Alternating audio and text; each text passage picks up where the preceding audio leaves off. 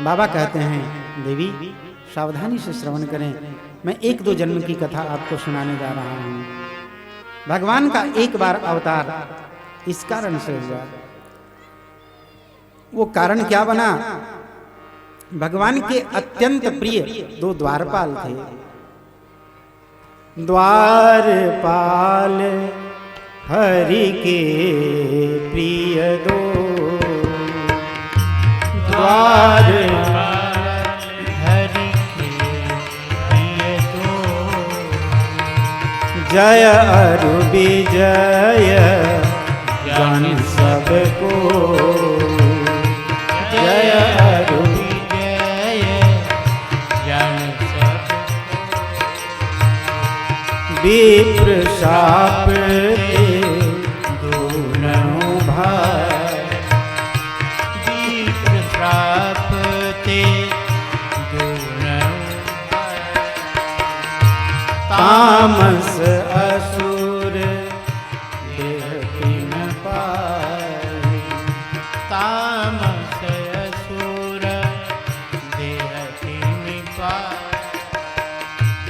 कनक कशिप अरु हाटक लोचन, कनक कशिप अरु हाटक लोचन, जगत विदित सुरपति मदमोहन, जगत विदित सुरपति मदमोहन,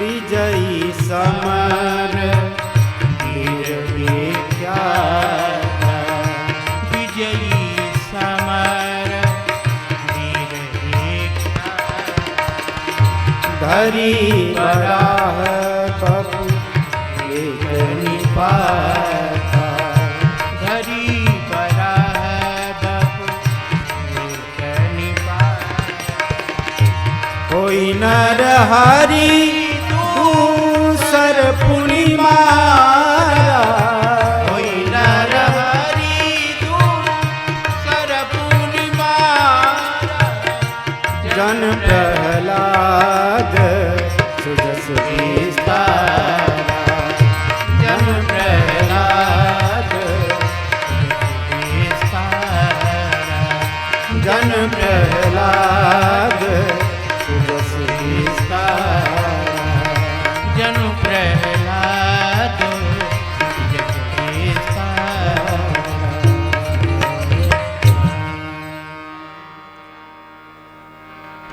इसमें जो प्रथम कारण है वो बाबा माता को सुना रहे हैं।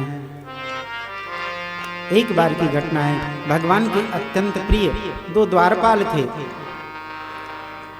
वैकुंठ धाम में ये नित्य भगवान के द्वार पे खड़े होकर द्वारपालत्व का निर्वाह कर रहे थे। एक दिन कुछ संत लोग आए और संतों ने आकर भगवान की चरणों में प्रार्थना की, वज्रादपि कठोरानि मृदुनी कुसुमादपि।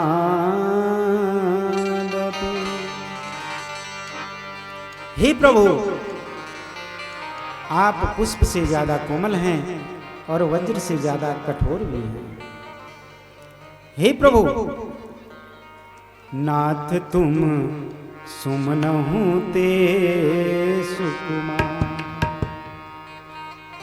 हे प्रभु, आप पुष्प से ज्यादा कोमल हैं। जब संत लोग ये प्रार्थना कर रहे थे प्रभु के चरणों में, देवी लक्ष्मी, माता लक्ष्मी भगवान के चरण दबा रही थी। माता लक्ष्मी ने मन ही मन कहा, आहा, संत लोग बड़ी अद्भुत प्रशंसा कर रहे हैं। सत्य ही तो है, मेरे प्रभु पुष्प से ज्यादा कोमल हैं। अरे और किसी को तो दूर से अनुभूति होती होगी, लेकिन मैं तो भगवान की चरण की सेवा कर रही हूं, तो मुझे आभास है इस बात का, मेरे प्रभु पुष्प से ज्यादा कोमल हैं। सत्य बात है, प्रभु पुष्प से ज्यादा कोमल हैं। संतों ने ये वंदना पूरी की और अगली वंदना शुरू की, नाथ वज्रहु ते अधिक कठोर, नाथ वज्रहु ते वज्रादपि कठोरानि। हे प्रभु, आप वज्र से भी ज्यादा कठोर हैं। संत लोग जब ये वंदना करने लग गए, माता लक्ष्मी के हृदय में संशय उत्पन्न हो गया।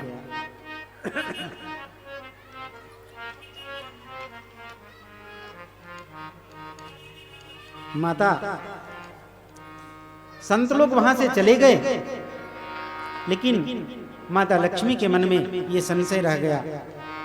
वैकुंठ शब्द का अर्थ होता है विगताः कुंठाः यह स वैकुंठः।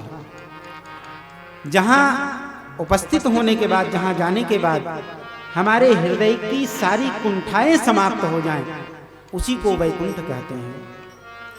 माता लक्ष्मी के मन में ये कुंठा आ गई। प्रभु पुष्प से ज्यादा कोमल तो हैं, यह सत्य है, लेकिन प्रभु वज्र से ज्यादा कठोर कैसे हो सकते हैं? ये तो संतों ने इनकी झूठी प्रशंसा की है। माता लक्ष्मी के मन में ये कुंठा आई।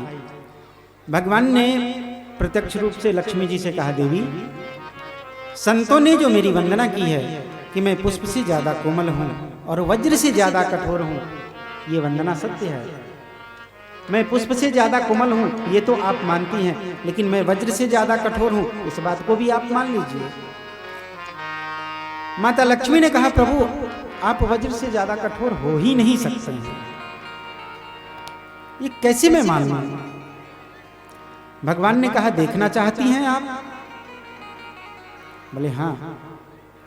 भगवान ने अपने द्वारपालों को बुलाया। जय और विजय उस समय सेवा में थे। जय और विजय को बुलाया है और बुलाकर कहा, आप लोग अपनी गदा से मेरे ऊपर प्रहार करो।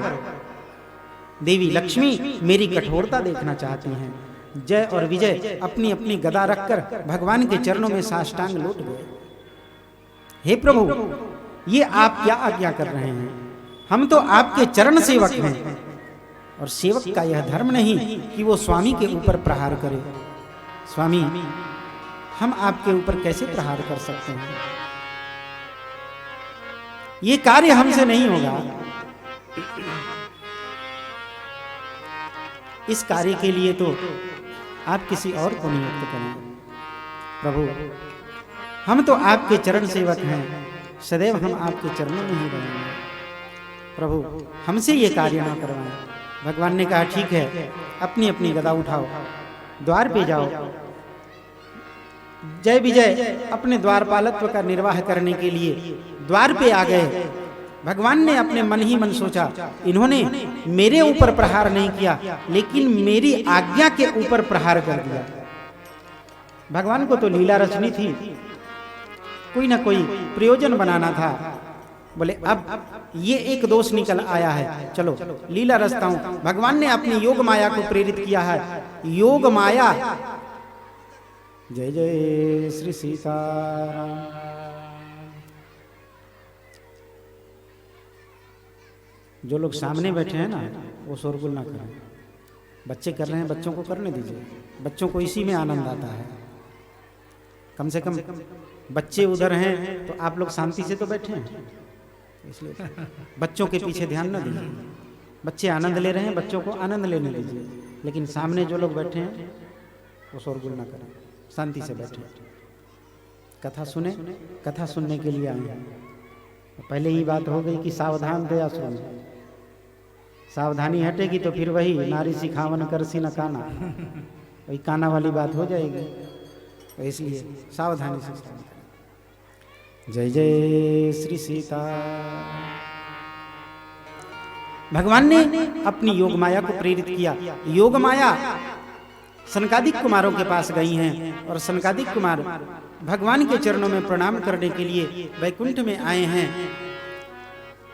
योग माया से प्रेरित होकर वैकुंठ के द्वार पर सनकादिक कुमार उपस्थित हुए।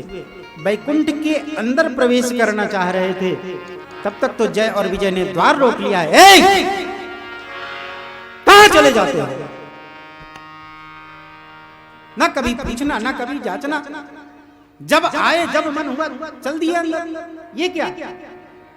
अरे हम भी खड़े हैं, हमारा भी कुछ दायित्व है, हम भी कुछ कार्य करने के लिए खड़े हैं। ऐसे ही चल दिया। इतना सुनना था कि सनकादिक कुमारों को क्रोध आ गया है।